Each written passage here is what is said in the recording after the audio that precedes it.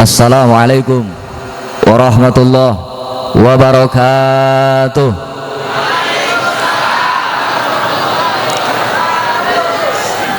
Bismillahirrahmanirrahim. Alhamdulillahi ja'ala man hajainhu bainal kaf wa nun. Innama amruhu idza arada syai'an an yakuna lahu kun fayakun. Allahumma salli ala dhatil muhammadiyah allati fatil ahadiyah samsi sama'il asrar wa mazharil anwar wa markazi madaril jalal wa qutbil falakil jamal. Allahumma aftah lana abwaaba rahmatik wa ta'ataf ala qulubina bi mahabbatik wa tajalla arwahina bi masyahadatik wastahdim kulla darratin min jami'il ibadatik wala haula wala quwwata illa billahil alil azim. Amma ba'd. Yang saya cintai dan saya muliakan segenap para alimil ulama, para abuya, para ajengan, para gus, aparatur pemerintah, TNI, Polri maupun sipil, dan juga yang sama-sama kita cintai dan kita muliakan, guru kita bersama, orang tua kita bersama, ad-da'ilullah al-mujahid fisabilillah, yakni Kiai Haji Gus Ohid Tabrani. Doakan Allah panjangkan umur beliau,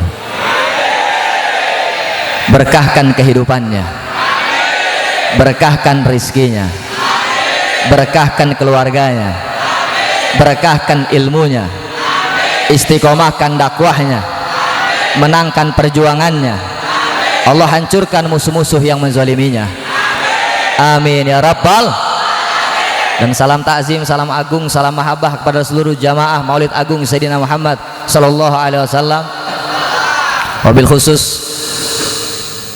warga, pemuda, pemudi Gunung Sugih. Dan untuk mengklarifikasi, setelah saya ngobrol dengan Gus Ohid, infonya dari Bogor, padahal saya dari Ciputat, Provinsi Banten, kotanya Tangerang Selatan. Dan alhamdulillah segala puja serta syukur wajib kembali ke hadirat Allah Subhanahu wa taala, yang mana dialah Allah Subhanahu wa taala Tuhan seru sekalian alam. Dialah Allah Subhanahu wa taala yang maha besar dari segala sesuatu yang besar, sehingga yang besar selain Allah kecil. Dialah Allah Subhanahu wa taala, raja di atas para raja, sehingga yang raja selain Allah budak, yang raja selain Allah hamba, yang raja selain Allah makhluk. Dialah Allah Subhanahu wa taala yang maha kaya, sehingga yang kaya selain Allah miskin. Dialah Allah Subhanahu wa taala yang maha berilmu, sehingga yang berilmu selain Allah para pencari ilmu, yang berilmu selain Allah para penuntut ilmu, yang berilmu selain Allah para pengemis ilmu. Dan dialah Allah Subhanahu wa taala yang dimana pada malam hari ini duduknya kita, kumpulnya kita dipandang oleh Allah, dilihat oleh Allah, senantiasa dirahmati Allah. Kenapa? Karena pada malam hari ini duduknya kita, kumpulnya kita untuk berzikir kepada Allah, mengagungkan Allah, memuliakan Allah, membesarkan Allah. Dan kita punya lidah basah untuk bersalawat kepada baginda Nabi besar Muhammad. Di saat manusia-manusia yang lain, di saat manusia-manusia yang lain lidahnya basah bukan berzikir kepada Allah, lidahnya basah bukan bersalawat kepada Rasulullah, akan tetapi di kota di luar sana lidahnya banyak digunakan untuk namimah, banyak digunakan untuk ghibah, banyak digunakan untuk mengadu domba. Tapi Allah selamatkan kita, Allah lindungi kita, Allah gerakan kita. Di mana satu kumpulan Maulid Agung Sayyidina Rasulullah sallallahu alaihi wasallam, Allah pandang kita, saudara yang dirahmati oleh Allah Subhanahu wa taala. Peringatan Maulid, hikmah Maulid ini banyak, dan masya Allah, seandainya kita membicarakan, kita menceritakan riwayat sirah Sayyidina Muhammad, maka seluruh lautan di jagat raya ini tidak akan pernah cukup, tidak akan pernah cukup untuk menceritakan kemuliaan, keagungan Sayyidina Rasulullah sallallahu alaihi wasallam. Bahkan banyak ada Maulid Azab, Maulid Barzanji, Maulid Tiba, Maulid Syaraful Anam, Maulid Sintuduror untuk menceritakan kemuliaan Sayyidina Muhammad. Itu tidak akan pernah cukup. Memperingati Maulid Agung Sayyidina Muhammad sallallahu alaihi wasallam tidak pernah lepas dari perannya ulama warasatul anbiya, tidak pernah lepas dari ulama pewarisnya Nabi yang akhir zaman ini di kampung ini. Masya Allah, saya iri kepada Gunung Sugih ini. Masya Allah, tadi dalam riwayat diceritakan oleh Gus Ohid ini, Masya Allah, bagaimana ulama dan umaro ini bersatu. Dan ini di kota sudah banyak ditinggalkan, betul?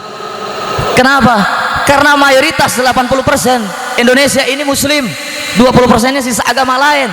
Tapi yang banyak 80%-nya muslim di Indonesia bukan menghidupkan Islam, bukan menjaga Islam, bukan membela Islam. Dia punya masjid, punya pesantren, punya majelis, bukan hidupkan masjidnya, bukan hidupkan majelisnya, bukan hidupkan pesantrennya, tapi lebih banyak cara hidup dalam Islam, cara hidup dalam masjid, cara hidup dalam pesantren, sehingga saudara, betul.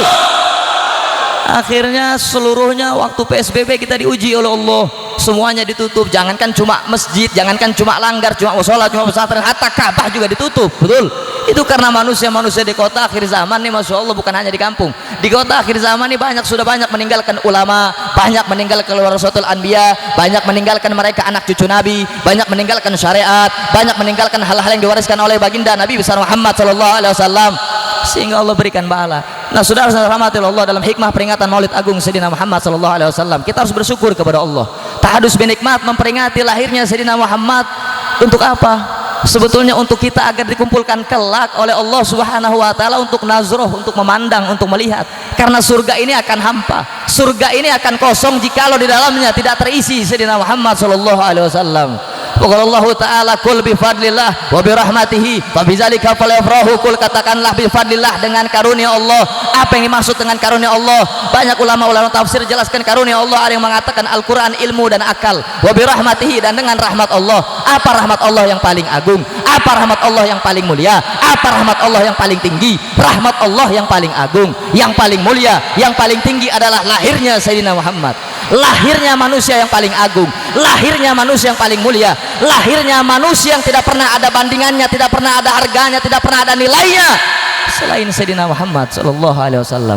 Falyafrahu, maka bersyukurlah, maka bergembiralah, maka banggalah dengan lahirnya Sayyidina Muhammad. Banyak golongan juga yang sebelah mengatakan, kenapa harus memperingati Maulid, kenapa harus mengadakan Maulid, seakan-akan dia bertanya, kenapa Sayyidina Muhammad harus lahir, kenapa Nabi Muhammad harus lahir. Nah, golongan-golongan tersebut doakan agar Allah berikan hidayah, amin ya rabbal.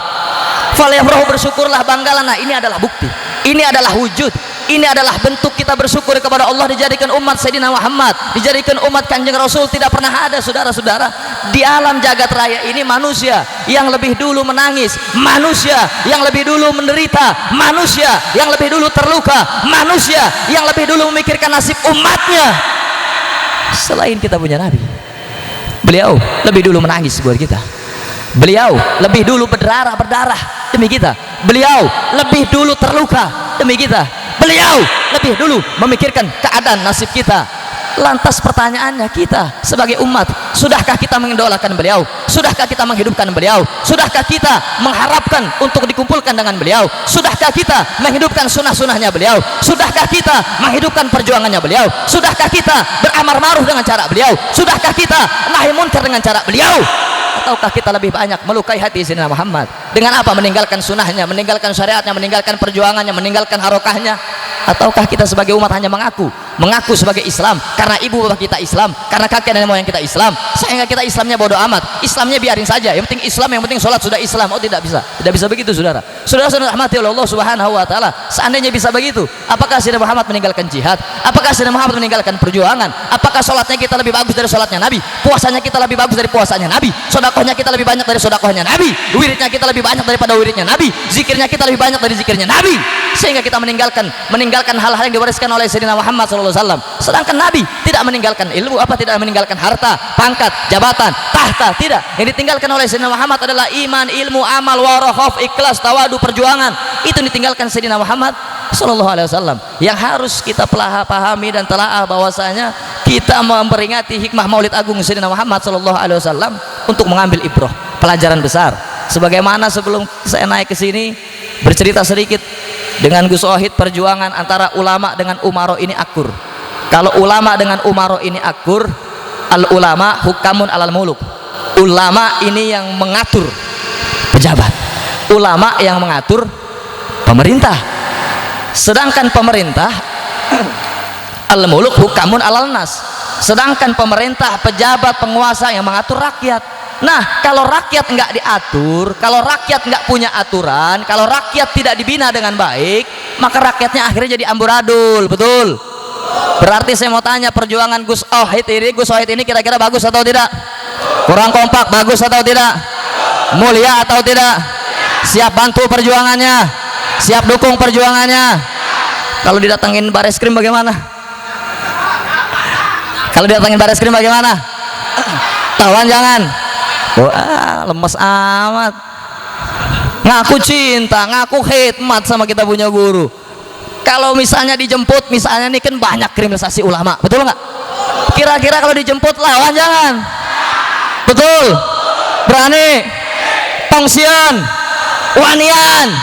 Takbir! Sallu ala Nabi Muhammad. Ulah cicing baik. Udah jam 10, lanjut.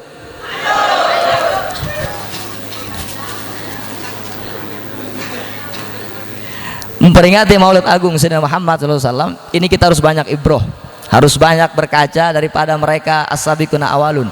Sebagaimana Sayyidina Abu Bakar As-Siddiq radhiyallahu anhu, sebagaimana mereka sahabat-sahabat besar yang punya hati di dalam Sayyidina Muhammad. Mereka punya nilai di mata Sayyidina Muhammad. Nah, kita nggak bisa langsung ma'rifatu billah, langsung melalui, langsung kepada Allah atau langsung kepada Rasulullah. Nggak bisa. Harus ada ya ayyuhalladzina amanu ittaqullaha wabtagu ilahil wasilah. Harus ada jembatannya, harus ada sarananya, harus ada perantaranya yang menghantarkan kita kepada Allah dan Rasulullah. Siapa perantaranya? Guru. Siapa perantaranya? Mereka ulama. Siapa perantaranya? Mereka mursyid. Maka hidup kita kalau nggak punya mursyid, kalau nggak punya syekh, kalau nggak punya guru, kalau nggak punya pembimbing, kita ini laksana orang buta yang penuh penyakitan. Bagaimana bisa mencapai tujuan kalau tidak ada yang menghantarkan, tidak ada yang kasih? Kalau sekarang masih bisa pakai Google Maps, betul nggak? Sherlock lah, kalau menuju Allah bisa pakai Maps? Nggak bisa. Nggak bisa kalau langsung menuju Allah, langsung menuju Rasulullah tanpa lewat marifatnya, tanpa murabitun, tanpa ada ikatan batin, tanpa ada sanad ilmunya melalui guru, itu nggak akan bisa. Maka Masya Allah bersyukur kepada Allah, Allah taruh, Allah tempatkan ini pesantren Miftahur Rahman ini di Gunung Sugih, gunung kaya. Semoga orangnya kaya hati, kaya jiwanya, kaya akalnya, kaya ilmunya, kaya hartanya, berguna untuk agama, bangsa dan negara. Amin ya rabbal. Sayyidina Abu Bakar As-Siddiq radhiyallahu anhu ini mencintai Sayyidina Muhammad, Masya Allah, tidak ada harganya, tidak ada nilainya, nggak bisa dibandingkan, nggak bisa nggak bisa diatur, nggak bisa diukur. Kita harus mencontoh mereka sabiquna awalun, as-salafun as-saleh, mencintai Sayyidina Muhammad. Ini ada buktinya, ada wujudnya, ada bentuknya. Bukan hanya kita mengaku sebagai orang Islam, tapi mengaku sebagai umat Sayyidina Muhammad, tapi tatkala syariatnya dinistakan, Al-Qur'annya dihinakan, tauhidnya dilecehkan, terus kita cicing aja, kita diem aja. Pertanyaannya, Islamnya kita di mana? Tadi bagaimana saya taklim sebentar menjadi mustami'annya Gus Ohid ini, jadi ada momentum, ada tema-temanya, ada tempat-tempatnya, ada koridor-koridornya, di mana kita harus amar ma'ruf, di mana kita harus nahi munkar, betul? Nah, sisi-sisi ini ternyata nggak bisa dibiarkan begitu saja. Ada yang tugasnya amar ma'ruf, ada yang tugasnya nahi munkar, ada yang tugasnya untuk mengajak kepada kebaikan, ada tugasnya untuk mencegah kemunkaran. Tinggal kita pilih, kita mau jadi pejuang, jadi pecundang. Kurang kompak, pejuang, pecundang. Kurang kompak, pejuang, pecundang. Berarti siap bela syariat, siap bela syariat, siap bela ulama yang hak, siap bela ulama istiqomah. Takbir. Sallu ala Nabi Muhammad. Karena pesantren ini, Masya Allah, pesantren ini suka ada yang bilang radikal, betul nggak? Pesantren ini ada yang bilang anarkis, pesantren ini dibilang sarang teror. Banyak yang bilang pesantren nggak usah mondok, karena santri ini nggak punya masa depan, betul nggak? Santri ini nggak punya masa depan, jadi nggak usah mondok, hidupnya cuma ngaji doang. Ntar kita punya anak istri mau dikasih makan apa? Nah, ini ideologi atau pola pikir yang harus dirubah, betul nggak? Betul nggak? Sebagaimana Al-Imam Sahibul Thariqah Saziliyah, Al-Imam Asy-Syaikh Abil Hasan Al-Fazili itu orang kaya luar biasa, kayanya luar biasa, megahnya luar biasa, di mana-mana berlimpah ruah. Apa itu meninggalkan hakikat zuhudnya? Tidak, karena zuhudnya itu ada di sini, tapi di hatinya enggak. Setiap dia zikir, setiap dia wirid, setiap dia istighfar, setiap dia sholawat, setiap melakukan ibadah, yang dituju bukan hartanya, melainkan Allah, kurang kompak, melainkan Allah. Contohnya sama, contohnya ketika PSBB itu diterapkan, bukan nggak taat perintah daripada pemerintah, bukan, tapi ada nilai-nilai syariat yang lebih dahsyat dari masker, daripada protokol hand sanitizer, Apa nilainya? Nilai tauhid. Man khafa minallah khafahu kullu syai'in. Kalau orang sudah takut kepada Allah, maka hal yang membuat dirinya takut nggak bikin dia takut. Nah, kalau tauhidnya nggak digembleng, tauhidnya nggak dididik, tauhidnya nggak dibina, maka dia akan lebih cenderung lebih banyak tersesat. Sampai sini jelas? Sama corona takut nggak? Sama corona takut nggak? Sama kepala desa?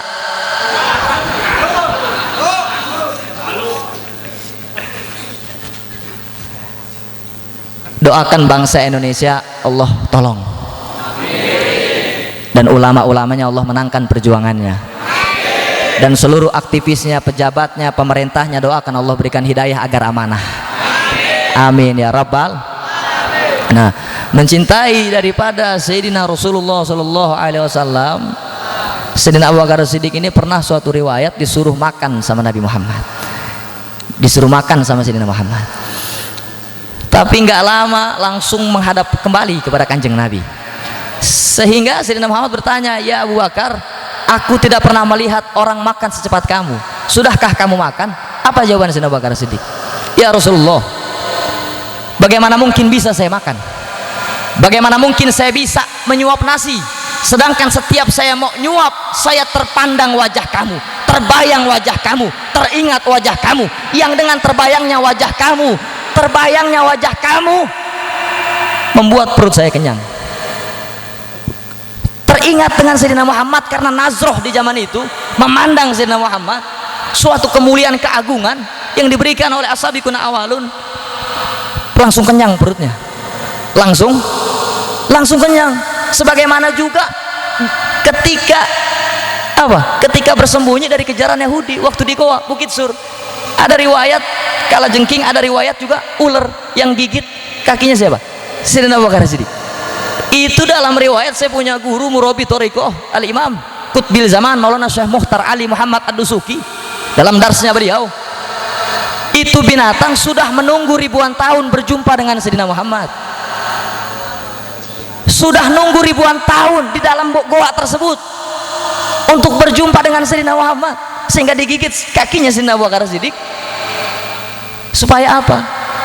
Supaya ini Sayyidina Abu Bakar Siddiq jangan ngalangin, kalau saya nih mau dekat sama Nabi, kalau saya mau berjumpa dengan Nabi, mau nazroh dengan Rasulullah. Akhirnya itu kan Sayyidina Abu Bakar Siddiq akhirnya mau tidak mau karena sakit gigitannya terbangun. Itu contoh hewan saja pengen dekat dengan Sayyidina Muhammad, pengen dekat. Nah, kita pertanyaannya umat, sudahkah kita mengidolakan Sayyidina Muhammad? Sudahkah kita mencintai Sayyidina Muhammad, menghidupkan Sayyidina Muhammad dalam kehidupan sehari-hari kita atau tidak? Nah, harus lewat mana? Kalau nggak bisa lihat akhlaknya Sayyidina Muhammad, nggak bisa tiru perjuangannya Sayyidina Muhammad, maka harus kita lihat akhlak kita punya guru, kita harus lihat akhlaknya punya murabi, kita harus lihat perjuangannya kita punya syekhuna. Nggak bisa langsung pertanyaannya siapa yang pernah memimpikan kanjeng Rasul. Syaratnya dalam thariqah yang lain, kalau sebelum dia menjadi wali, dia harus bermimpi 3 kali secara mimpi dengan Rasulullah, 3 kali secara hudur, secara hadir Sayyidina Muhammad. Pertanyaannya, kalau kita nggak sanggup, maka kita punya murabbi, kita punya mursid, kita punya syekh yang menjadi jembatan kita untuk berjumpa dengan Allah dan Sayyidina Rasulullah Sallallahu Alaihi Wasallam. Nah, bicara dekat dengan Sayyidina Muhammad, ini bicara sendalnya Nabi, terompah. Tahu sendalnya Nabi? Terompah, yang lambang terompah, tahu? Itu menjadi mulia, menjadi tinggi, menjadi agung. Tahu kenapa? Dipakai di setiap peci, bahkan ada logonya, ada lambangnya, di setiap sorban ada lambangnya, di setiap pet ada lambang terompah. Itu menjadi mulia, itu sendal Nabi. Itu sendalnya sendal kulit bakiat, tapi menjadi mulia. Tahu kenapa? Karena dipakai oleh kaki yang mulia, berjumpa langsung, melihat zatullah, sehingga itu sendal menjadi mulia, menjadi agung karena dipakai oleh yang agung, berjumpa dengan yang maha agung. Nah, kita itu murid harus menjadi sendalnya guru, menjadi terompahnya guru. Murid ini masih pantas kalau kakinya dikepalain sama gurunya, guru masih pantas untuk taruh kakinya di kepalanya. Saya punya guru juga, Al-Habib Muhammad Bahar bin Ali bin Sumed. 10 tahun yang lalu, riwayat sedikit, saya tukang bawain sendalnya Gus, saya tukang bawain sendalnya guru, tukang bawain kitabnya guru. sering yang dibawa kitabnya itu adalah Manhajus Sawi karangan Imam Al-Habib Zain Ibn Ibrahim bin Smith. Kemana-mana beliau saya bawa sendalnya, saya khidmatnya, saya ngabdinya. Ternyata dalam ta'lim 70% ilmu didapat dari ngabdi, 30%-nya syariat, gugurin syariat. Betul nggak? Pertanyaannya, sejauh apa kita khidmatnya sama kita punya guru? Jangan jadi santri yang pengen ilmunya doang. Betul? Jangan pengen jadi santri atau jamaah yang hajatnya pengen kelar doang. Lagi sakit, datang ke guru. Sakitnya sembuh, datang nggak? Jadi santri banyak utang, datang ke guru, minta wiridan, minta amalan, minta riadohnya, datang ke kiai, utangnya lunas, datang nggak? Poho, betul. Hayang kawin, hayang nikah, datang ke Gus, semua nikah, terus kenapa? Misalnya kata Gus, mertuanya susah ditaklukin ini Gus, piye kumaha ieu Gus, minta datang wiridan, minta amalan, jadi nikahnya, diundang nggak? Ini bahlul ini. Jadi kita pikir emang guru atau ulama tukang AC yang gampang dipanggil begitu aja, betul nggak? Ini harus dirubah nih, harus dirubah. Nah, mencintai daripada Sayyidina Muhammad itu laksana terompah. Kalau kita ini harus menjadi sendalnya guru, sendalnya mursyid, sendalnya syekh, sendalnya kita punya ulama. Kalau bersandar ama puasanya kita, ama sholatnya kita, ama umrohnya kita, ama hajinya kita, ama sodakohnya kita, dibanding orang yang nuntut ilmu ada gurunya, lebih cepat mana sampainya? Lebih dulu mana? Dia yang ngajarin rukun Islam siapa? Yang ngajarin rukun iman siapa? Yang ngajarin fikih siapa? Terus mau langsung sampai ke Allah? Nggak bisa. Maka momentum maulid ini, hikmahnya yang saya ingin sampaikan, Al-Fakir sampaikan, bagaimana cara ta'zim kepada guru, menghormati guru, meniru akhlak perjuangannya guru. Jangan pandang dengan basiroh semata, jangan. Ulama-ulama thariqah, khariqul adat, khos, apalagi ulama-ulama tasawuf, ini punya ainul basirohnya yang nggak bisa diukur dan nggak bisa ditiru. Betul nggak?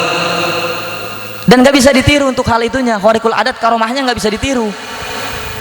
Terus kita nggak boleh suuzon sama kita punya guru. Kok guru gua begini banget sih? Kok guru gua caranya begini sih? Nggak boleh. Kalau kita menyimpan terbesit saja dalam hati kita buruk sangka sama kita punya guru, jangan harap. Jangan harap ilmu yang kita pelajarin dari awal sampai akhir itu melekat di hati, melekat di jiwa, melekat di akal, lalu manfaat, lalu barokah. Mustahil. Kita punya ilmu, bisa berilmu, mengetahui ilmu bukan karena kita cerdas, bukan karena kita pinter, bukan karena kita jenius, melainkan doa guru yang setiap malam tahajudnya beliau menangis mendoakan kita punya muridnya. Sejauh apa kita khidmat sama guru? Sejauh apa kita ngabdi dengan guru? Ini guru lagi susah nih, guru lagi peduli apa enggak? Peduli apa enggak? Ingat apa enggak? Kapan? Walaupun itu bentuknya mahabbah wal khidmat, bentuknya mahabbah atas dasar cinta, khidmat bil mal bin nafs bidua. Ya khidmat bil mal enggak bisa, khidmat dengan harta yang nggak bisa, minimal dengan jasa juga nggak bisa, ya minimal dengan doa. Ini harta enggak, jasa enggak, doa enggak, ingat juga enggak. Jangan harap pulang dia bawa ilmunya yang berkah. Nauzubillahi min zalik. Saudara yang dirahmati oleh Allah Subhanahu wa taala, ulama nih masya Allah dagingnya berbisa, ulama darahnya beracun. Ulama ini masya Allah warasatul anbiya. Kalau kita nyakitin presiden misalnya nyakitin, itu nggak bakal turun azab dari Allah. Misalnya kita ngeritik presiden atau zolimin presiden lah, nggak bakal kena azab dari Allah kalau dia betul umaro yang hak, yang istiqomah ya. Tapi kalau mencelak melempem, zolimin rakyat, maka itu boleh dikritik, betul nggak? Afdalul jihad kalimatul haq wa fi riwayah kalimatul adl indal sultanin jair. Seutama-utamanya jihad, sebaik-baiknya jihad adalah menyampaikan keadilan, menyampaikan kebenaran di hadapan penguasa yang zalim, betul? Pertanyaannya sekarang zalim nggak? Tangkep lo.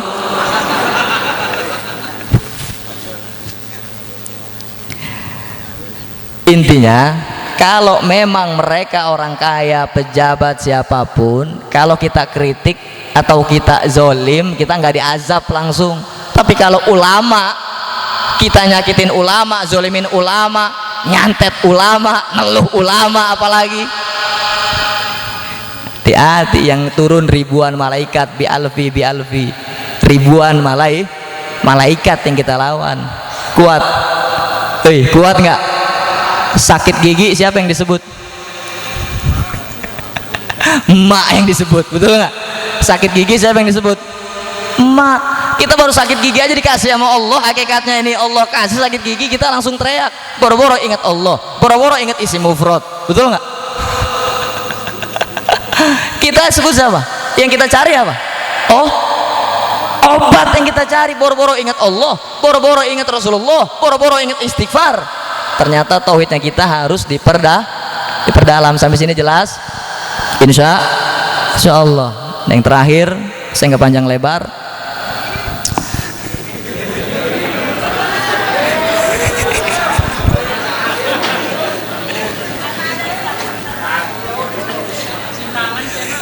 Saya mau tanya, ngantuk nggak? Kendor nggak? Lemes nggak? Lapar nggak? Jujur. Tos ngopi iraha. Nah, di dalam kitab Lubabul Hadis sekarang anak Imam Jalaluddin As-Suyuti qala Rasulullah sallallahu alaihi wasallam man zara aliman faka'ana mazaroni man sofa aliman faka'ana masofa'ani man jalasa aliman faka'ana majalasani fid dunya wa man jalasani fid dunya ajlastuhu ma yaumil qiyamah. Sayyidina Muhammad sallallahu alaihi wasallam jelaskan, man zara aliman, siapa orang yang mendatangi ulama, mendatangi kiai, mendatangi abuya, mendatangi ajengan, mendatangi gus, mendatangi mereka-mereka orang yang menghidupkan agama Allah, sama dengan mendatangiku, kata Nabi Muhammad. Itu perbandingannya. Man sofa aliman, dan siapa orang yang berjabat tangan dengan ulama, dengan kiai, dengan mereka-mereka orang yang menghidupkan agama Allah, maka sama saja dia berjabat tangan denganku, kata Sayyidina Muhammad sallallahu alaihi wasallam. Man jalasa aliman, dan siapa orang yang duduk dengan orang alim, duduk dengan ulama, duduk dengan mereka-mereka orang yang menghidupkan agama Allah, maka sama saja dia duduk denganku, kata Sayyidina Muhammad, di alam dunia. Dan siapa orang yang duduk denganku di alam dunia, maka nanti di yaumil kiamah akan aku dudukkan bersamaku. Semoga kita semua yang duduk dengan ulama, Allah dudukkan dengan Sayyidina Muhammad sallallahu alaihi wasallam. Amin ya rabbal. Saudara yang dirahmati oleh Allah Subhanahu wa taala, Gunung Sugih ini berbatasan dengan apa?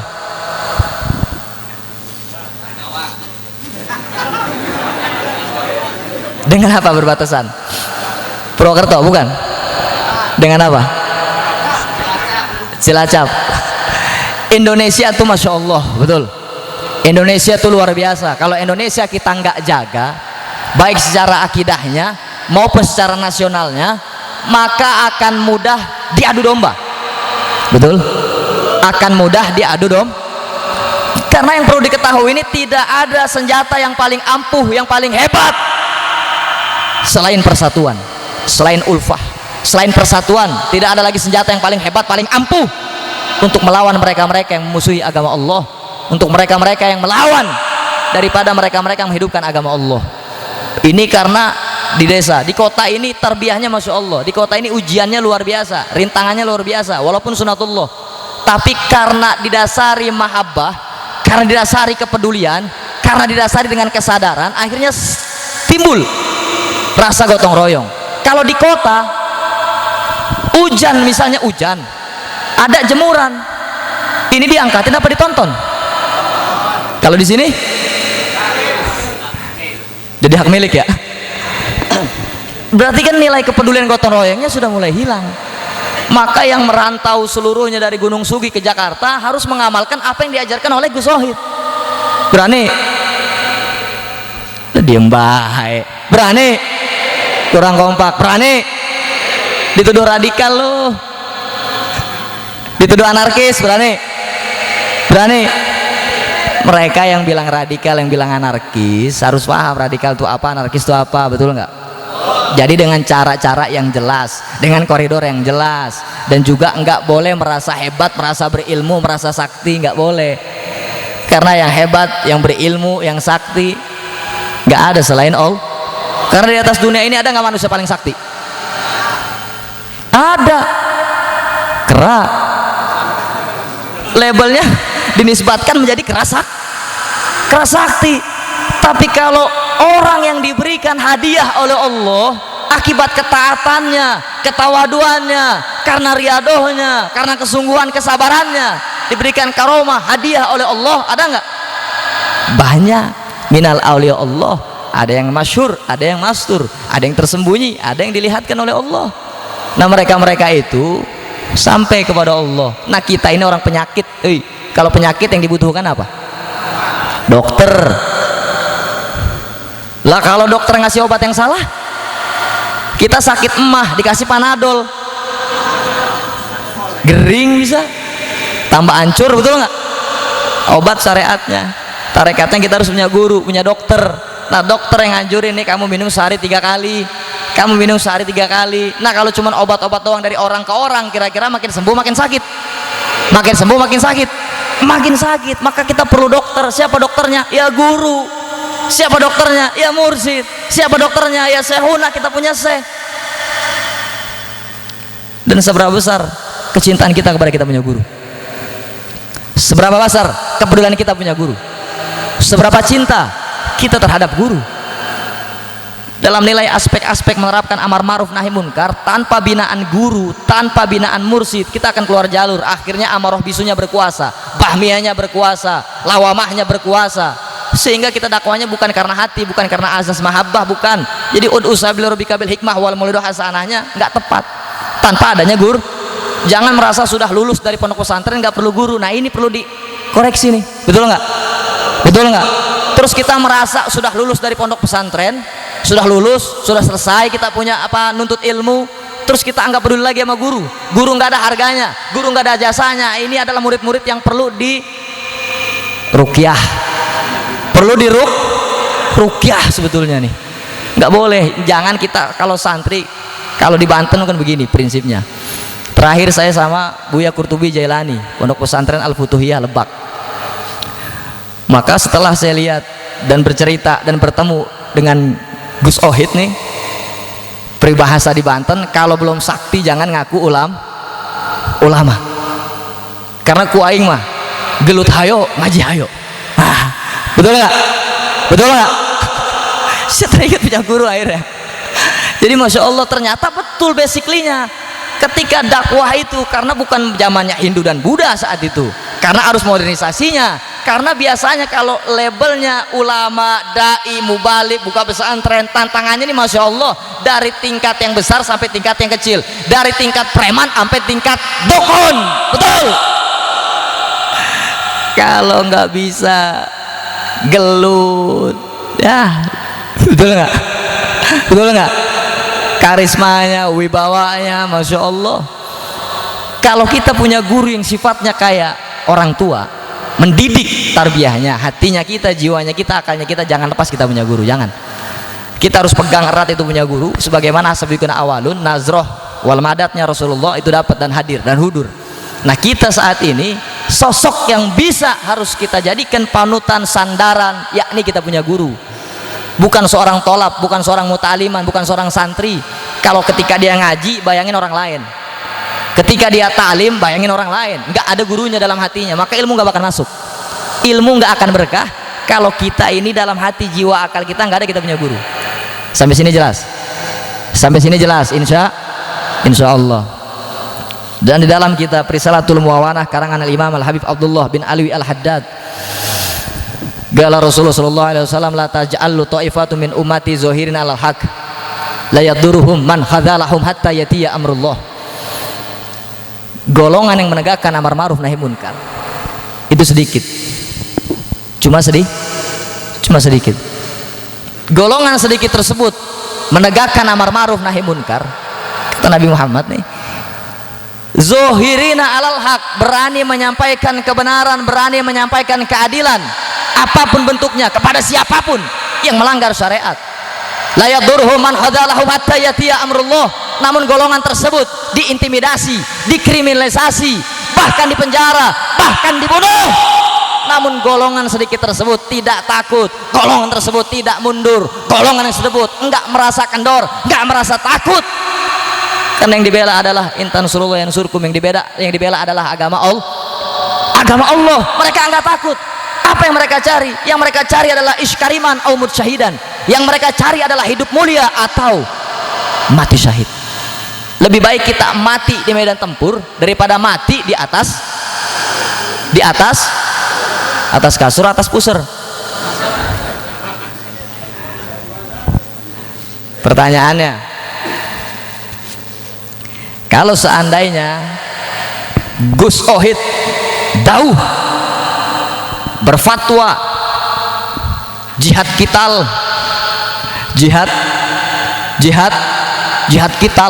perang misalnya, atau kita dijajah kembali lah sama asing, sama apapun bentuknya yang ingin melukai bangsa Indonesia, kira-kira siap jihad? Kurang kompak, siap jihad. Kurang kompak, siap jihad. Siap bersatu, siap berjuang, siap tegakkan syariat, siap jaga Indonesia. Takbir.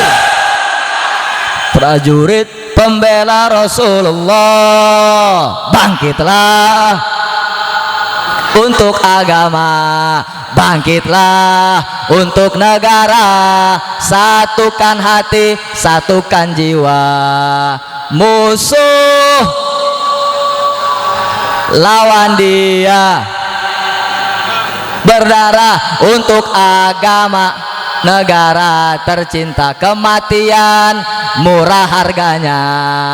Maju ayo terus, habis pengkhianat.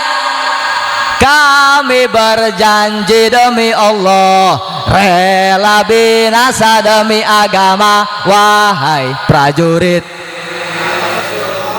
berjuanglah tanpa lelah, walau harus merangkak dengan mata, takkan mundur walau satu langkah, takkan mundur walau satu langkah. Wahai para pemudi-pemuda, kibarkan panji Al-Mustafa, serahkan jiwa untuk agama, mencari syahid di jalan Allah. Maju pantang menyerah, walau bergelimangan darah, darah menjadi saksi di sisi Allah. Mati syahid adalah hari raya. Maju ayo terus, habisi pengkhianat bangsa. Kami berjanji demi Allah, rela binasa demi agama. Wahai prajurit pembela Rasulullah, berjuanglah tanpa lelah, walau harus merangkak dengan mata, takkan mundur walau satu langkah, takkan mundur walau satu langkah. Wahai para pejuang agama, bangkitlah. Wahai para singa-singa Allah, bangunlah. Musuh sudah di depan mata, lawanlah. Kejayaan menanti kita, kejayaan menanti kita. Rebutlah, maju ayo terus, habisi pengkhianat bangsa. Kami berjanji demi Allah, rela binasa demi agama. Wahai prajurit pembela Rasulullah, berjuanglah tanpa lelah, walau harus merangkak dengan mata, takkan mundur walau satu langkah, takkan mundur walau satu langkah. Ya lal waton, ya lal waton, ya lal waton, hubul waton. Kurang kompak.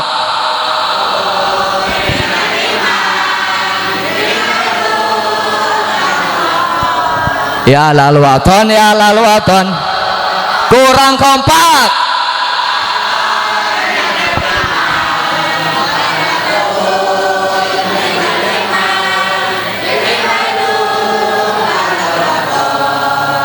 Indonesia biladi,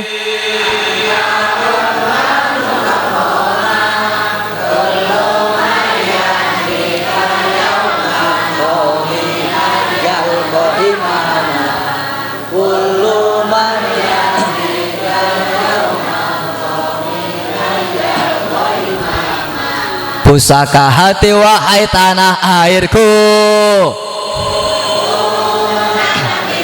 kurang kompak.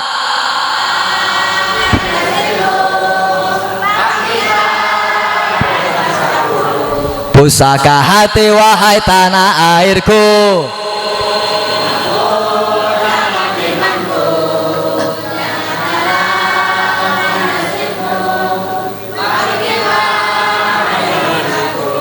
Indonesia panji martabat. Siapa datang mengancammu kan binasa.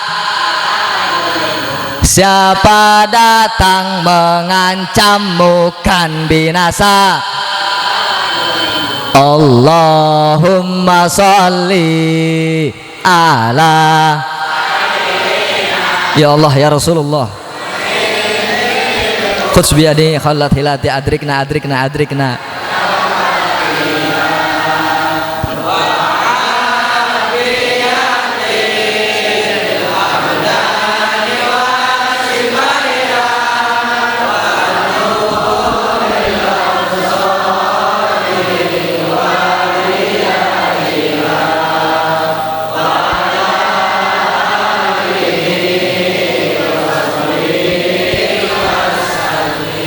Allahumma sholli.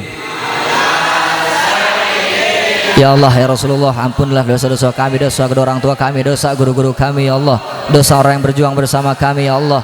Bijai Sayyidina Muhammad, bihaqi Sayyidina Muhammad, binuril Sayyidina Muhammad. Jadikanlah kami mereka-mereka santri-santri ya Allah yang istiqomah berjuang menegakkan amar ma'ruf nahi munkar, yang tawadhu, yang sabar, yang syukur, yang faro, yang ikhlas, yang ridha ya Rabb. Bijai Sayyidina Muhammad, binuril Sayyidina Muhammad ya Allah.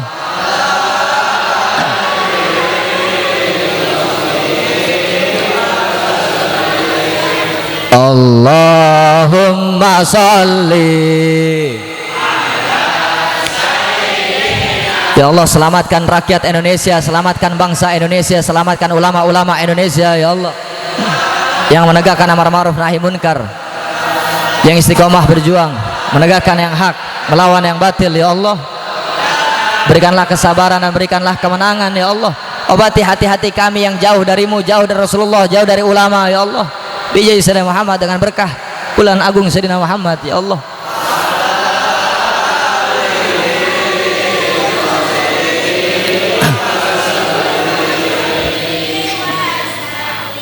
Allahumma sholli ala Sayyidina Muhammad. Kurang lebihnya mohon maaf. Walafu minkum. Assalamualaikum warahmatullahi wabarakatuh.